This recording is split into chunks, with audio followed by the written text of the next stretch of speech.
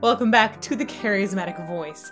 I've been loving going down a rabbit hole of listening to Heart with Your Guidance. A bunch of you have been recommending Crazy on You, and I want to specifically shout out to subscriber JT Michelson, who wrote, Anne's greatest vocal expression would have to be Crazy on You.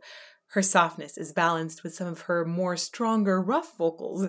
Such an amazing vocal job on that one. I'm super excited to hear so much expression, so let's get to it.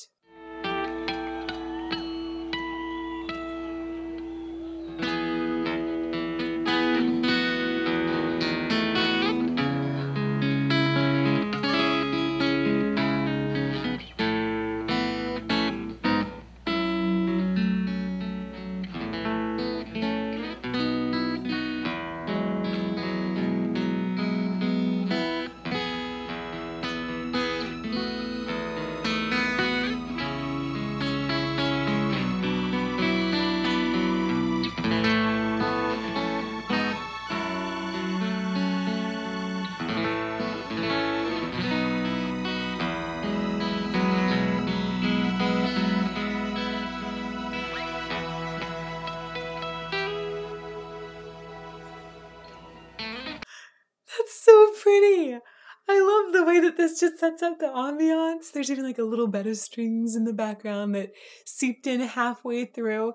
Also, I think it's so amazing to have an iconic figure like Nancy Wilson just as a representative in the field of rock. And I think it's so inspiring to so many women to just go out there and make awesome music. So it's super beautiful. I love the softness of this.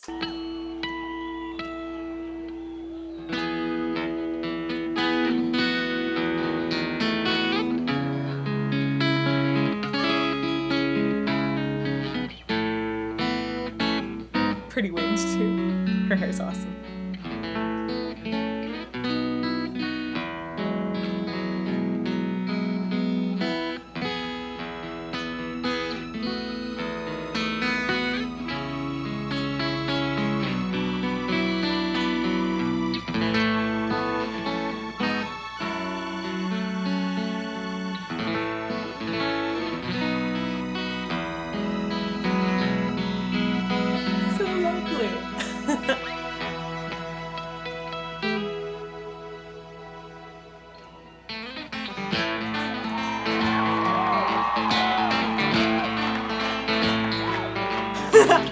I think that was just transitional music, which is kind of hilarious because I thought that was part of the whole song. I think the song just started now though, so I'm gonna go back one more time. That was a very pretty transition. Ooh,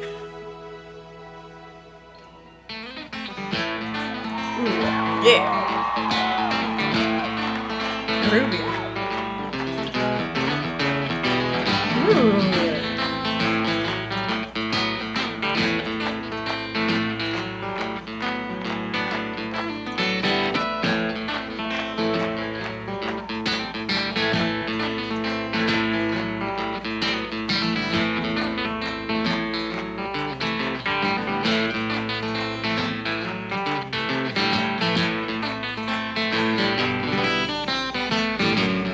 It's such a fun contrast between that first softer part and the, I'd say like more classical harmonies that we heard in that first part. And then this bluesy feeling with a lot more groove in it, a lot more flatted notes in there as well to kind of give it more pizzazz, more style, and definitely a harder way of playing. One more time here. It establishes some good rhythmic energy for the song. And it's just guitar, there's no percussion in it.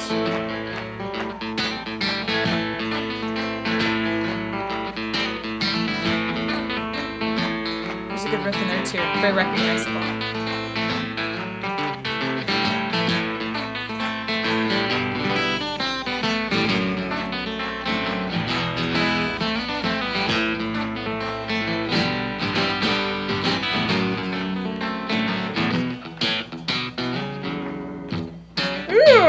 It's so bluesy right there. Nice.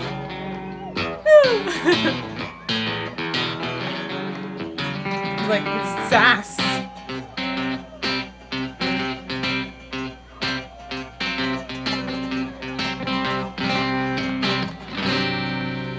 Wow, that is super dissonant. I think we had an augmented fourth in there somewhere. It's just really, really dissonant all of a sudden. And half steps in there too to wow, super.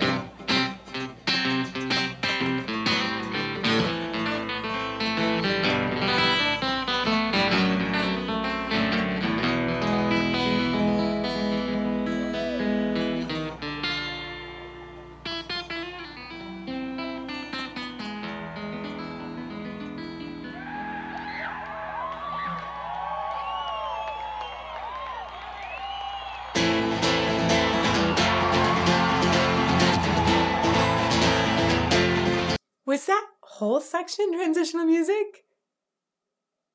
I don't know. I feel like there was some stuff in there that would be really good to build a hit song off of. I don't know. But it was really awesome. And again, I feel like that's a huge inspiration to so many women.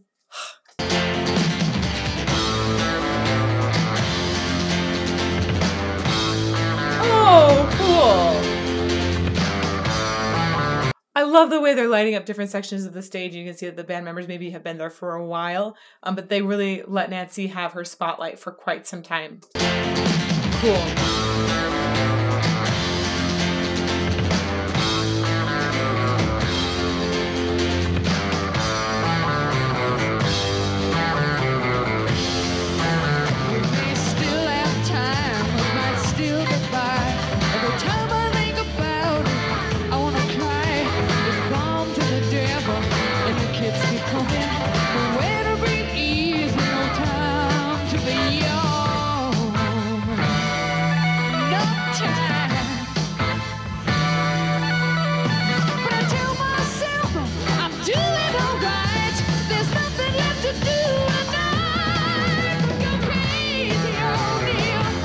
Wow.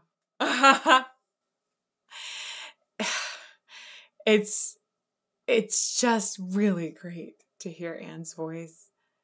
She's such a killer singer. She has it all, really. She has a smoothness and a depth in her voice while also having this amazing ring and projection belting, just like beautiful expression and clarity of the words as well. Even like in an older recording where you're going to lose a little bit of that clarity too. Wow. Okay, I want to go back to her vocal entrance. Is this it? We still have time, we might still get by. Every time I think about it, I want to cry. It's bomb to the devil, and the kids keep coming. Nowhere to breathe easy, no time to be young. I just really like the way she's got so much presence as she's moving through her range. It feels like she's got substance in the lowers, but they're not so heavy and unruly that when she goes up high, she can't really keep a similar depth of sound without making it sound like two different registers. It's voice has got so much fluidity and evenness in it at the same time as power. Like all of the good things I can say about a voice, I can just say about her voice. It's really amazing. Ah! Bomb to the devil, and the kids keep coming. Nowhere to breathe easy, no time to be young. No time. But I tell myself I'm doing alright. There's nothing left to do, and I could go crazy on you. Her belt is so amazing. I love the way when she goes up, I'm doing all right. You can really hear that she is tapping into that lower sense of support. It's coming from her gut. She's not trying to do this all right here with the vocal fold. She's supporting it well. And that's one of the reasons she's had a really long career, because she's got good technique to sustain it. No time. But I tell myself I'm doing all right. Right. There's nothing left to do, and I could go crazy on you.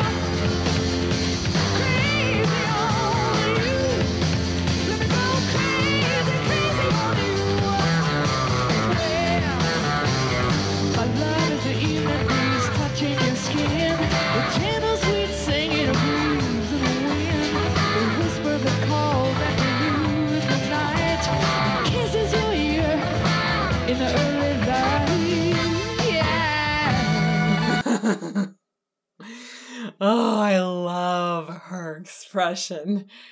It feels like she's just willing to completely let go and express it in all of the different ways. I do wonder how much of this is premeditated and how much is on the spot, just improvisational. The way she goes, yeah, in there. It actually is reminiscent to me a little bit of Dio. And there are moments where she was playing with other great expressions there too. I'm going to go back and let's talk about a few of them.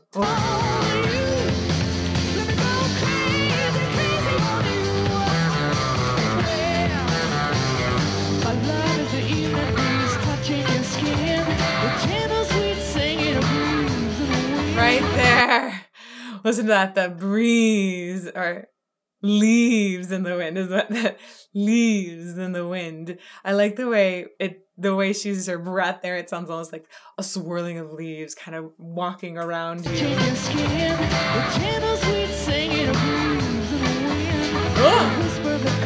And she even has a fun extra note on wind. Oh my goodness. That's so beautiful. Right, that swirler.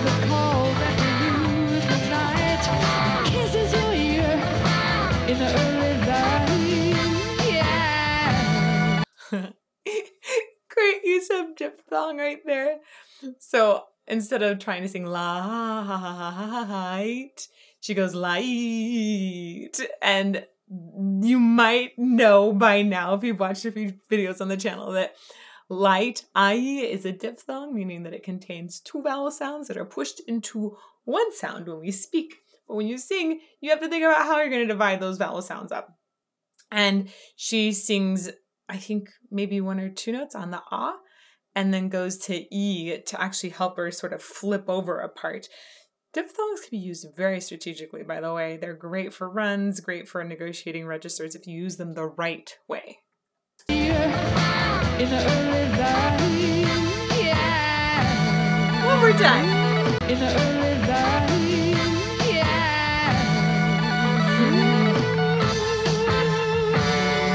Oh, I love that. And you don't need to wonder, you're doing fine. My love, the pleasure,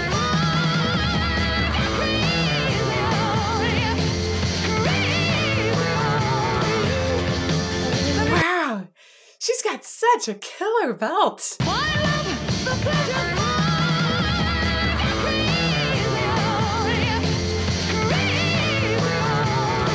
and the way she brings that sound forward and narrow, it's just a great way of showing how to gather that belt, give it so much cut, but not try to take up too much weight, otherwise your voice goes splat. It's really good. One more time. I love the little distortion there too.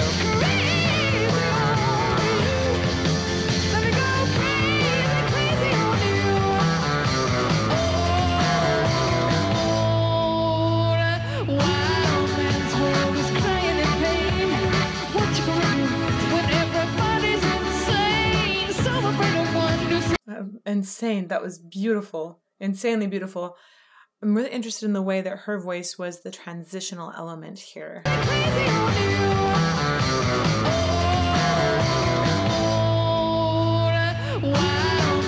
So she starts on O early before we're into the next part, and it's the through line that carries us.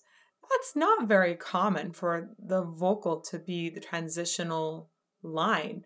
A lot of times it's carried more in instrumentals and they'll change harmonies. So I think it's just so interesting that that's where our shift occurred.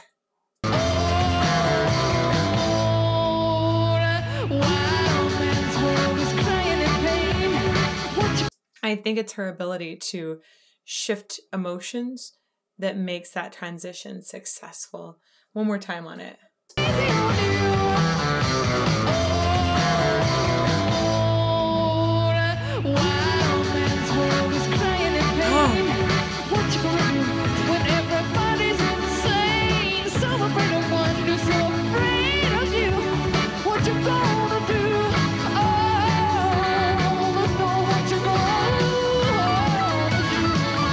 That section is a great example of how incredibly detailed she is about whether or not she wants to be on a pitch or be sliding around it or half speaking it. She can be so precise. I love the way she will land her consonants exactly on the pitch, keeps it all in the same pocket where we don't have any sort of bopping in or out of a certain resonance or instability there. It's just always present and very cleanly on exactly the pitch until she says, I'm going to go like, ooh, and do maybe some sliding in or off of it, or half speak this one or toss it off. She's extremely specific. Like that.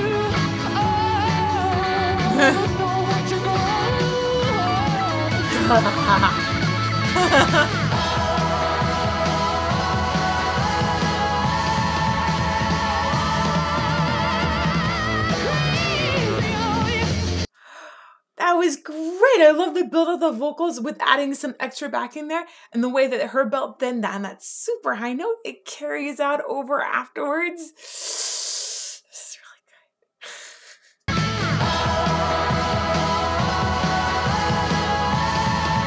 Oh, beautiful. Nice. That's like a moment in opera where you're backed up with the entire chorus, and then suddenly the soprano gets this like super high note and then stays on the high note once the chorus is shut off. It's such a fun, revealing, exciting, like it makes your blood pump extra. So you think, yeah, get that high note, right? Because that's what I think.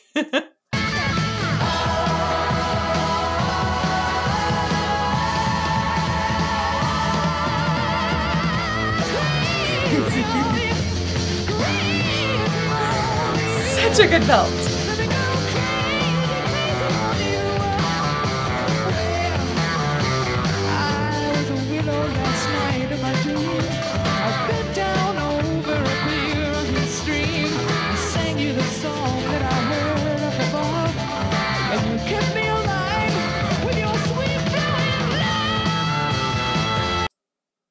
I want to talk a little bit about what happens when you're belting out a ton of high notes. Necessarily, there is more air pressure that is below. And especially if you're singing loud and high, there's a lot more contact force when the vocal folds are coming together and going wacka, wacka, wacka for that top note. Essentially, all of this amounts to there's going to be some natural swelling that takes place when you're belting out tons of high notes.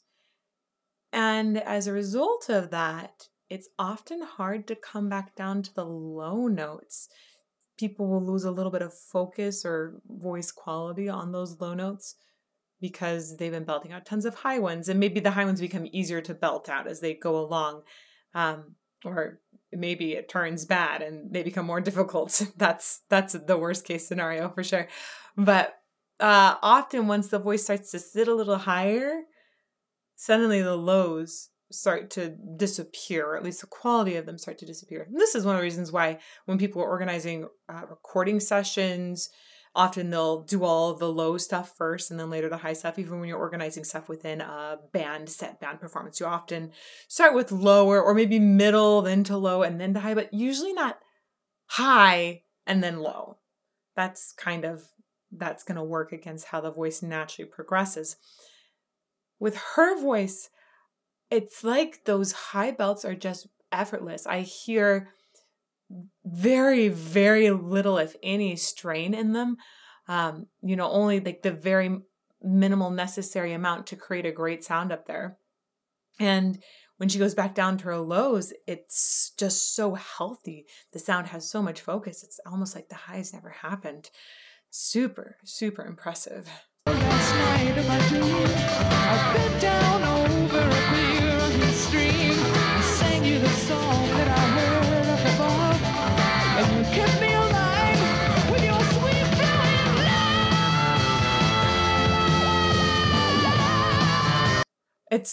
That was a really cool held note. I wish I'd let that finish.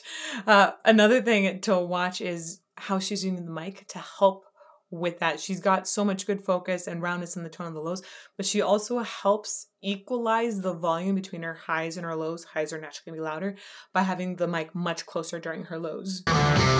I was a widow last night in my dream.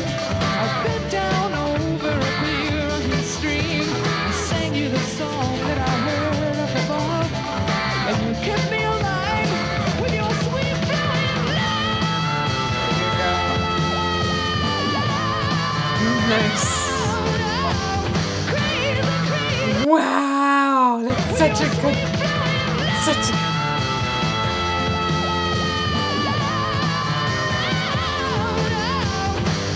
wow.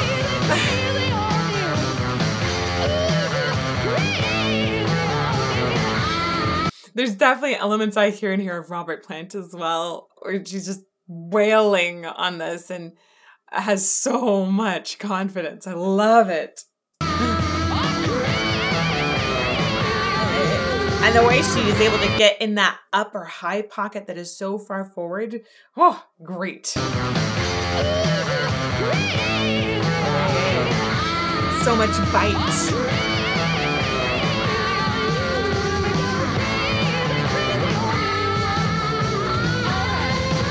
Wow.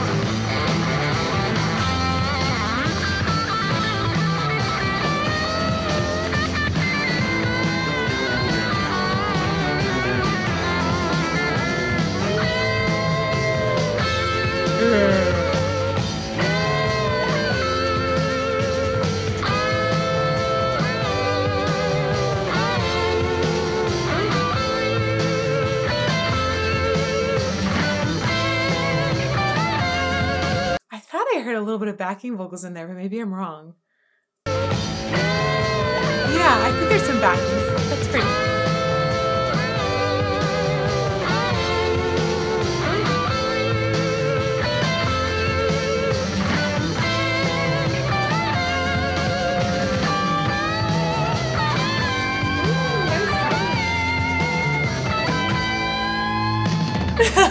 I like this lineup.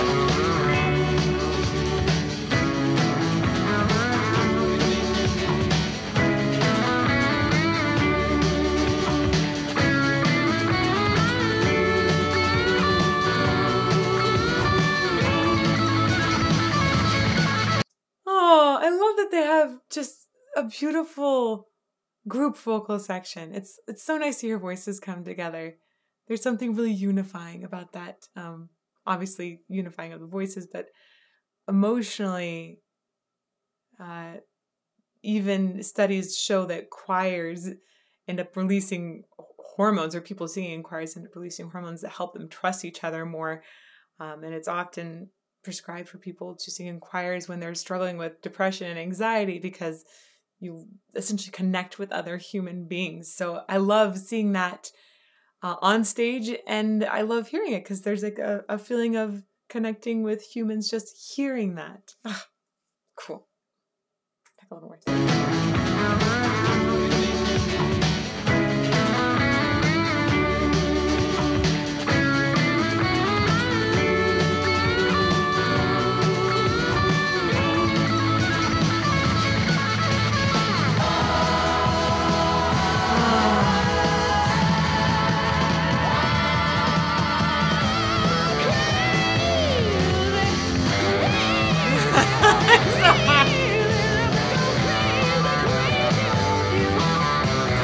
She also is going to the vowel that's a little bit more forward and bright when she goes up crazy on you instead of saying crazy on you. She's going towards the second vowel in that diphthong again.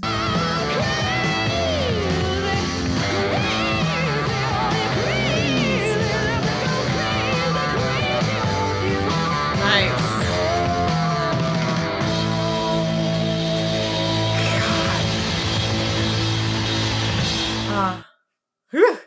Not only were her vocals totally stellar, full of expression, impressive highs, impressive lows, all of the good stuff that I can say again about her vocals, she also multiple times throughout the performance was connecting so beautifully with her audience.